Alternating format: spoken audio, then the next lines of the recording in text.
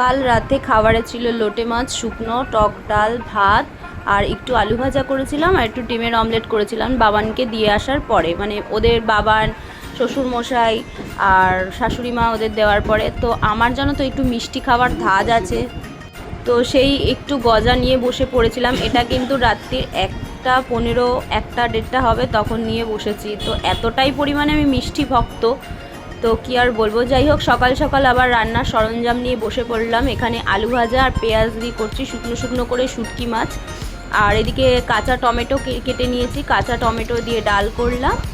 আর এইদিকে দেখো, এই যে মাছটা দেখো কত সুন্দর হয়েছে, খেতেও কিন্তু দুর্দান্ত হয়েছে, একবার অবশ্যই করে দেখো এরকমভাবে।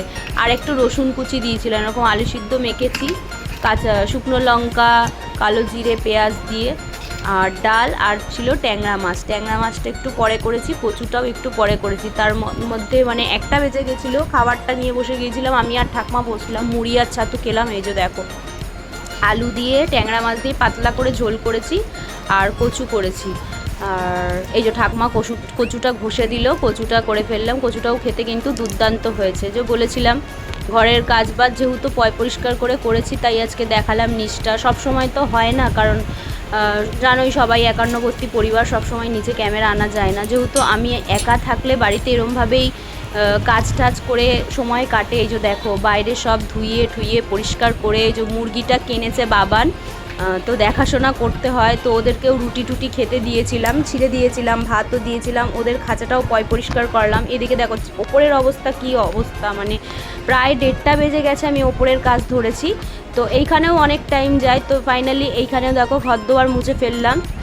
এখনও জামা কাপড় কাচিনি, জামা কাপড় কাচতে যাবো। এই যে দেখো জামা কাপড়টা গুছিয়ে নিলাম, স্নান করে পুজো দেবো, জামা কাপড় কাচবো। এই যে দেখো ছাদ বাগান দিয়ে ফুল নিয়ে এসেছি কতটা, তো বাগানে ভালোই ফুল ফুটেছে। একটা পঞ্চমুখী জবা ছিল, এটা ঘটে দিয়ে দিলাম প্রভুদের। আর ওইদিকে ফুল আনা হয়েছিল, বৃহস্পতিবার করে তো ফুল লাগেই, তাই এইদিকে দেখো পুজোগুলো দিয়ে দিলাম। পুজো দিতেও অনেক সময় লাগে, 3 ঘন্টা লাগে, তোমরা জানো। আর নিচে দিয়েছিল ঠাম্মা, আর উপরের পুজোটা আমিই দিয়েছিলাম। আমি কিন্তু আগে উপর নিচ 2 জায়গায় একসাথে দিতাম, এখন আর সময় সাপেক্ষ হয়ে ওঠে না, আর এমনিও টাইম হয়ে যায় অনেক। আর ঠাম্মা নয় শাশুড়ি মা দুজনে দিয়ে দেয়, যে কোনো একজন। এদিকে বই পড়বো, ঠাকুরের বই পড়তেও সময় লাগে। আমি এদিকে গুছিয়ে ঠুচিয়ে নিয়ে তারপরে ঠাকুরের বইটা পড়ি, তারপরে গিয়ে জামা কাপড়টা মেলে দিয়ে এসে তারপরে ঠাকুরের বাসন টাসনগুলো ধুয়ে আবার এরকম উগুর করে রেখে দিই। আর আজ দেখো সন্ধ্যাবেলায় প্রচুর পরিমাণে বৃষ্টি হয়েছে। তো এখন কটা বাজে, 4:20। তো দাদা ভাই আর ওরা চলে এসছে খেতে, ওদের নিচে গিয়ে খেতে দেব। এখনও আমার কিন্তু খাওয়া হয়নি, আমার খাওয়ার টাইমটা কখন হয়েছে অবশেষে দেখবে। আর এই জানলা ঠাল্লাগুলো সব দিয়ে দেবো, কাজ বাজ হয়ে গেলে না আমি দিয়ে দিই। এখন এই জায়গাটা না অন্ধকার হয়ে গেছে, যে দেখতে পাচ্ছ আমার কাকা শ্বশুরের পাশে ঘর হচ্ছে। এই যে দেখো দুজনকে খাবার বেড়ে দিলাম, তো সব কিছুই দিয়ে দিয়েছিলাম, সবাই সব কিছুই খেয়ে নিয়েছিল। তো আমার কটা বাজে দেখো, এদিকে 5:15 হয়ে গেছে, আমি খেতে বসছি। তো খেয়ে আর শোয়ার টাইম পাইনি, সন্ধ্যে দিয়ে বাড়িতে যাচ্ছি। তো বাড়িতে কেউ থাকবে না, ঘরে এখন কেউ নেই, মানে দাদা ভাইরা যাচ্ছে বিয়ের বাড়িতে, ঠাম্মার হচ্ছে শুরু। তো আমি তো দেখেই শুরু পূজা কাজ, মানে রান্নাবাড়ি করেছি রাত্রে, শুধু ঠাম্মার রয়েছে, আর কারণ নেই। আমার বাড়িতে যাবো, একটু খেয়ে চলে আসবো। তো বাবার নেই, আর হচ্ছে মাংস আনতে বলেছিল রান্না করতে, আমার না, ও না থাকলে ভালো লাগে না। তো বাড়িতে যাচ্ছি। ভিডিওটা ভালো লাগলে লাইক কমেন্ট শেয়ার করবে, চ্যানেলটা অবশ্যই সাবস্ক্রাইব করে দিও।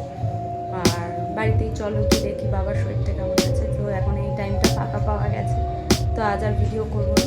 তো চলো বাড়ি যাই। তাই বাবা এখন আগের থেকে অনেকটাই সুস্থ আছে, এই যে দেখো একটু শুয়ে আছে, চোখ মুখ একটু ভালোর দিকে। তো আজকের মতন টাটা, আবার নেক্সট ভিডিওতে দেখা হচ্ছে।